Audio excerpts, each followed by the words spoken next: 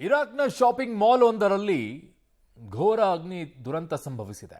40 ಜನ ಸಜೀವವಾಗಿ ದಹನವಾಗಿದ್ದಾರೆ. ಹೇಗಿರಬೇಕು ಅಲ್ಲಿ ಪರಿಸ್ಥಿತಿ? ಇರಾಕ್ನ ಶಾಪಿಂಗ್ ಮಾಲ್ ಒಂದರಲ್ಲಿ ಅಗ್ನಿ ಅವಘಡ ಸಂಭವಿಸಿದೆ. ಬೆಂಕಿ ಅನಾಹುತದಲ್ಲಿ 60 ಸಜೀವ ದಹನವಾಗೋಗ್ಬಿಟ್ಟಿದ್ದಾರೆ. 60 ಜನ.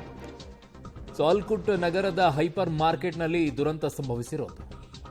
ಇರಾಕ್ನ ಶಾಪಿಂಗ್ ಮಾಲ್ ಒಂದರಲ್ಲಿ ಆಗಿರುವಂಥ ಅಗ್ನಿ ಅವಘಡದ ದೃಶ್ಯ ನೋಡ್ತಾ ಇದ್ದೀರಾ ನೀವು, ಯಾವ ರೀತಿಯಲ್ಲಿದೆ ಅಂತ ಹೇಳಿ.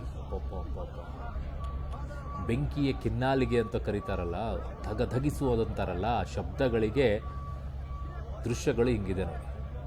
ಕೆಲವರು ರಕ್ಷಣೆ ಆಗಿದೆ, ಕೆಲವರು ರಕ್ಷಣೆ ಆಗಿಲ್ಲ. 60 ಜನ ಸಜೀವವಾಗಿ ದಹನವಾಗಿದ್ದಾರೆ. ಯಾರನ್ನೆಲ್ಲ ರಕ್ಷಣೆ ಮಾಡಬೇಕಾಗಿತ್ತು ಅವರೆಲ್ಲ ಆ ರೀತಿಯಲ್ಲಿ ಬಂದಿದ್ದಾರೆ. ಕೆಲವರು ನಿಜವಾಗಿಯೂ ಕೂಡ ಆಗೋಗಿಲ್ಲ. 60 ಜನ ಸುಟ್ಟು ಹೋಗಿದ್ದಾರೆ ಅಂದರೆ ಏನ್ರಿ? ಒಂಥರ ಈ ವಾಲ್ಕೆನೋ ಬರುತ್ತಿಲ್ಲ, ಆ ರೀತಿಯಲ್ಲಿ ನಿಮಗೆ ಮೇಲ್ಗಡೆಯಿಂದ ದೃಶ್ಯ ಕಾಣಿಸ್ತಾ ಇರೋದು. ನಿಮಗೆ ಜ್ವಾಲೆ ಹರಿಯತ್ತೆ ಅಂತಾರಲ್ಲ ಹಾಗೆ. ಯಾವ ಪ್ರಮಾಣದಲ್ಲಿ, ಇಷ್ಟೊಂದು ಪ್ರಮಾಣದಲ್ಲಿ ಬೆಂಕಿ ಹತ್ಕೊಳ್ಳೋಕೆ ಏನು ಕಾರಣ ಆಗಿತ್ತು? ಕೇರ್ಫುಲ್ ಆಗಿರಪ್ಪ. ನಮ್ಮಲ್ಲೂ ಸಿಕ್ಕಾಪಟ್ಟೆ ಮಾಲ್ಗಳಿದ್ದಾವೆ, ಅಲ್ಲಿ ಏನಾಗಿದೆ ಅನ್ನೋದನ್ನು ತಿಳ್ಕೊಳ್ಳಿ. ಇಲ್ಲಂಥ ಪರಿಸ್ಥಿತಿಗಳಿದ್ರೆ ಅವುಗಳೆಲ್ಲ ಸ್ವಲ್ಪ ನೋಡಿ ಒಂಚೂರು.